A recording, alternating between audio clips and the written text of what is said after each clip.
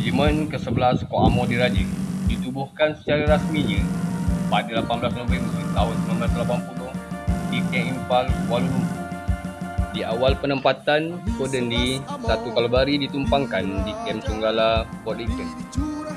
Manakala Skoden D 2 Kalbari di Kem Lokawi, Sabah.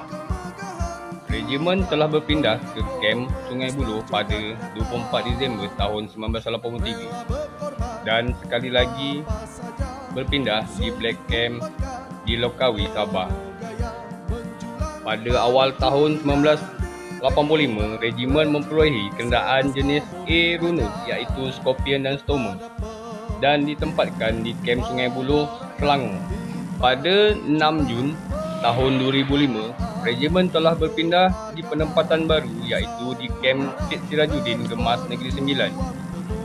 Dan pada 6 September tahun 2005, perbarisan naik bendera dilaksanakan sebagai tanda simbolik regimen berada di penempatan kekal.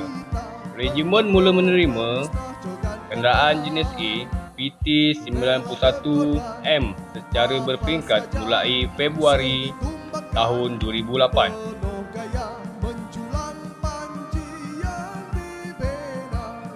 Visi menjadi sebuah pasukan tempur yang moden dan berdaya saing di dalam Koh Amor Diraja dan berkemampuan mempertahankan negara dari ancaman luar. Misi menjadi sebuah pasukan yang mantap dalam operasi ofensif dan defensif, membantu pihak berkuasa awam dan mengekalkan keamanan dan kesejahteraan sejagat. Struktur organisasi markas regimen terdiri daripada Skoden Markas, 3 Skoden Tempur serta bantuan tempur.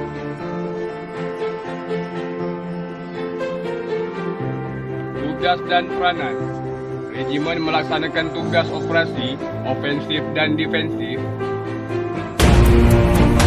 bagi mengeput dan memusnahkan musuh demi menjaga keamanan serta kesejahteraan negara.